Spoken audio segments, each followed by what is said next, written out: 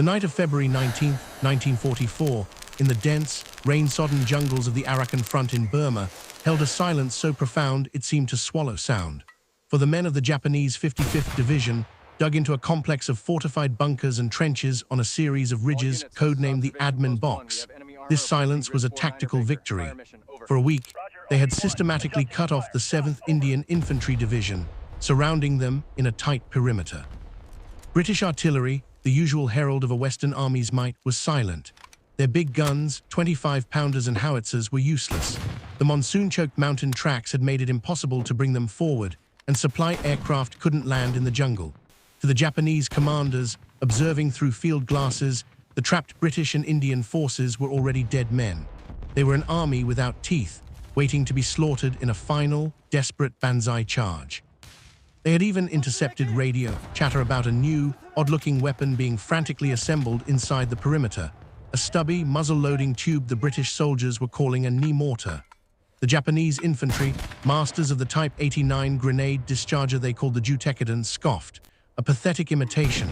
They mockingly referred to the British device as the Sasyaki no Shi, the whispering death, for the soft, hollow thud it made when fired.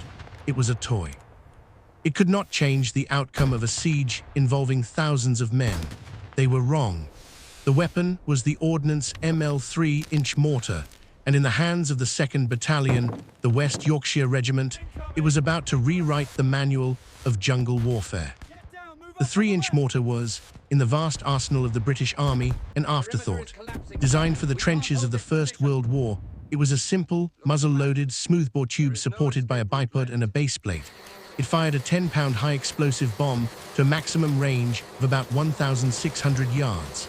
In the open deserts of North Africa or the plains of Europe, it was a platoon-level support weapon, overshadowed by the crushing power of artillery. In the steep, tangled, and visibility-starved hills of the Arakan, it found its unholy purpose. It was man-portable. Its bombs could be carried on mules or by teams of sweating soldiers.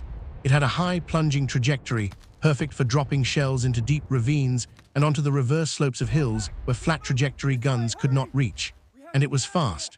A well-trained crew could sustain a rate of fire of 15 rounds per minute, creating a localized hellstorm of falling steel.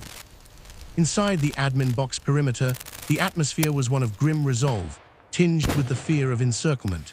Major John "Jack" Masters, a hardened Chindit veteran attached to the West Yorkshires, watched as the mortar platoons, under the command of a quiet, meticulous captain named Edward Denholm, set up their weapons.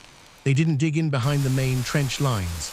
Instead, Masters and Denholm employed a radical, fluid tactic. They created dozens of hidden mortar pits, small, camouflaged clearings scattered throughout the interior of the box, often just a few hundred yards behind the forward infantry companies. The mortars were not a static battery. They were a mobile, omnipresent threat that could be focused anywhere along the perimeter within minutes. Their first test came not at night, but in the grey light of dawn on the 20th. The Japanese attack began with predictable ferocity. A concentrated charge by a battalion of the Japanese 112th Regiment hit a sector held by a company of the 1st Punjab Regiment. The British forward observers, positioned in trees and on hillocks, didn't call for help that couldn't come. They cranked their field telephones, giving map grid references not to a distant artillery park, but to Denholm's central control point. Within 90 seconds, the first ranging shot from a 3-inch mortar, hidden in a grove of bamboo 800 yards away, landed with its characteristic crump on the Japanese assembly area. The observer corrected, add 50, left 20, fire for effect. What followed was not a barrage, but a precise, concentrated rain. 6 mortars, each crewed by 3 men, began to fire. The sound was not the deafening roar of howitzers, but a rapid, rhythmic series of deep thuds from the tubes, followed seconds later by the overlapping explosions on the hillside. The bombs fell almost vertically, detonating in the canopy and among the rocks where the Japanese were massing. There was no warning shriek of incoming shells, just the sudden, terrifying disintegration of the ground and air around them. The charge faltered, broken apart before it could truly begin. From his observation post, Masters saw the Japanese scattering, not from a wall of shell fire, but from a deadly, localized downpour that seemed to come from nowhere.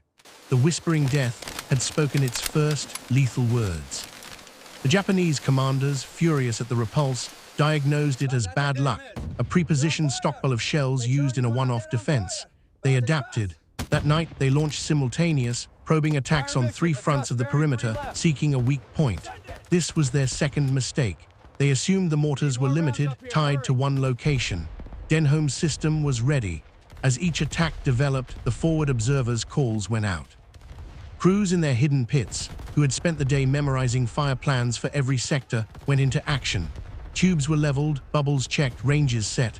The bombs, with their 4 small tail fins, were dropped one after another into the muzzle. The fut, fut, fut, fut echoed from different points inside the dark perimeter. On the slopes, the Japanese infantry, expecting to infiltrate silently, were instead met by a curtain of explosions that appeared to move with them. The mortars were not just defending fixed lines, they were hunting. The psychological effect was immense and immediate.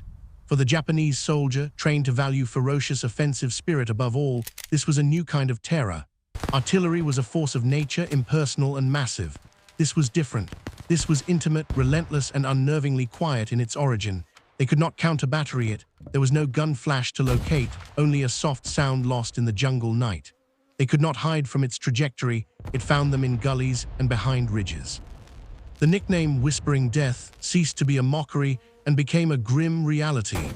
Morale, which had been sky-high at the prospect of annihilating a trapped enemy, began to curdle. The siege wore on for over 2 weeks. The mortars became the vertebrae of the British defense. They broke up daylight attacks. They interdicted Japanese supply lines creeping along jungle paths. They fired pre-planned stonks on suspected forming-up areas every hour, denying the enemy rest. The crews, living in their pits, worked in a state of exhausted. Soot-blackened automation. The barrels grew so hot they had to be swabbed with wet rags. The base plates dug themselves deeper into the mud with each firing. They were not just supporting the infantry, they were the artillery, the counter-assault weapon, and the psychological warfare tool, all in one. The culmination came on March 5th. The Japanese, desperate to end the stalemate and aware that a British relief column was fighting its way toward them, committed the bulk of 2 divisions, the 55th and elements of the 33rd, to an all-or-nothing final assault. It was to be a classic, overwhelming human wave. As the sun set, the jungle across the entire perimeter seemed to come alive with movement, shouts, and the clatter of equipment. Inside the admin box, every single 3-inch mortar, over 30 tubes, was manned. Denholm and Masters had prepared a final fire plan, codenamed Drumfire. They had stockpiled every remaining bomb. The forward observers, their voices crackling with tension, reported the massive buildup. They waited. They let the Japanese commit, let them pour from their jungle cover into the more open killing grounds before the British wire. When the order Drumfire, execute, was given, the night erupted, not from one direction, but from a circle.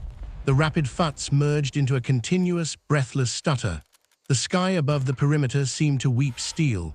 For 20 minutes, a near-solid canopy of explosions walked across the Japanese approaches. It was not the wide-area destruction of heavy artillery. It was a dense, focused mulch of high explosives and shrapnel, turning specific trails, creek beds, and clearings into absolute zones of death. The Japanese attacks, brave and desperate, dissolved into chaos. Units lost cohesion, commanders were killed, and the assault lost all momentum before it even reached the British infantry positions. The Whispering Death had not whispered, it had screamed. By dawn, the attack had failed utterly. The Japanese 55th and 33rd Divisions, bled white by weeks of attrition, culminating in the catastrophic failure of their final assault, began their retreat. The siege of the admin box was over. The trapped force had not only held, it had broken 2 enemy divisions with a weapon their enemy had dismissed as a toy. The 3-inch mortar had proven that in the close, brutal calculus of jungle warfare, the ability to deliver precise, responsive, and relentless firepower mattered more than the size of the shell. It was a lesson written not in the roar of cannons, but in the soft, lethal fut of a tube and the devastating silence that followed its work.